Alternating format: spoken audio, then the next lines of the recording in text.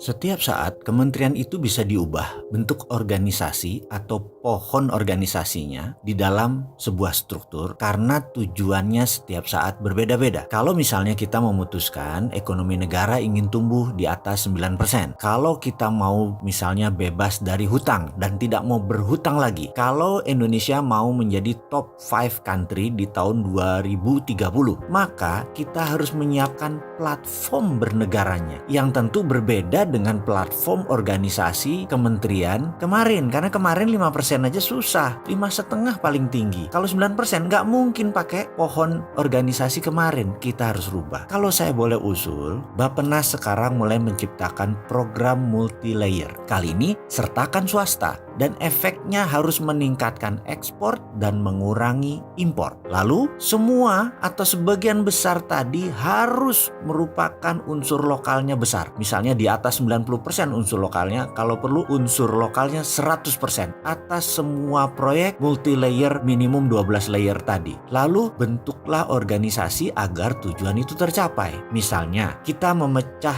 ke 3 Kemenko, 3 kementerian koordinator seperti Menko Equin, di mana Kementerian Keuangan, Menteri Perindustrian, Kementerian Perdagangan, Dirjen Pajak, UKM itu di bawah Menko Equin. Kemudian 2 lagi adalah Menko Kesra dan Menko ESDM. Menko Equin adalah Menteri Profit Center atau penghasil uang atau inflow uang masuk. Menko Kesra adalah Menteri Cost Center, semua yang cost center di bawah Kesra. Seperti pendidikan itu kan semua cost center, Menteri Agama semua itu cost center. Kemudian Menteri SDM adalah Menteri Technical Operation. Ini berbeda lagi karena dia bisa menghasilkan uang dan juga bisa spending. Lalu misalnya Kabinet Jilid 2 ini ada beberapa kantor kementerian yang ditutup. Misalnya Kementerian Daerah Tertinggal, tutup aja. Kementerian Sosial, tutup aja. Menteri Peranan Wanita, tutup aja. Kementerian Tenaga Kerja, tutup aja. Juga Kementerian Pemuda dan Olahraga, ditutup bukan berarti ditiadakan, tapi dijadikan dirjen atau jabatan eselon 1 di kementerian lain. Menteri Sosial kalau perlu langsung di bawah gubernur. Menpora di bawah Dekdikbud, Departemen Pendidikan dan Kebudayaan. Juga Kementerian Tenaga Kerja gabung aja di bawah Dekdikbud. Kenapa? Saat ini lulusan sekolah tidak bisa diserap sama tenaga kerja karena tidak ada koordinasi antar lembaga. Sekarang ini apa kebutuhan tenaga kerja? Karena di bawah satu pohon organisasi yaitu Departemen Pendidikan dan Kebudayaan, sehingga bisa nyambung, kurikulumnya nyambung dengan tenaga kerja. Zaman dulu digabung, entah kenapa toto dipisah menjadi Menteri Tenaga Kerja. Itu tidak perlu, dirjen aja tenaga kerja. Bener deh,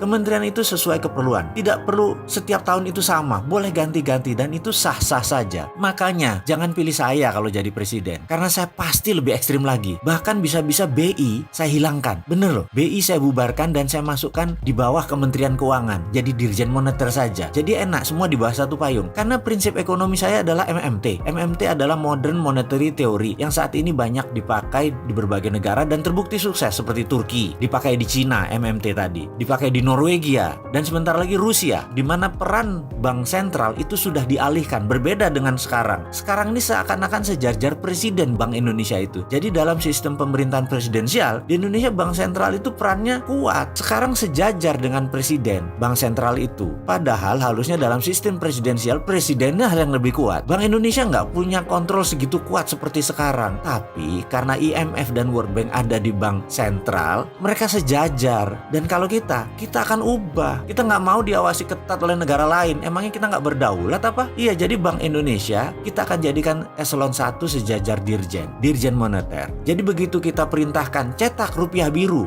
maka Dirjen Keuangan mencetak tadi dan tugasnya adalah mengontrol rupiah biru berjalan benar-benar 12 lapis proyeknya dan tidak ada penyelewengan sekecil apapun. Jadi ke depan bagaimana? Sudah mulai berani kan untuk berdaulat?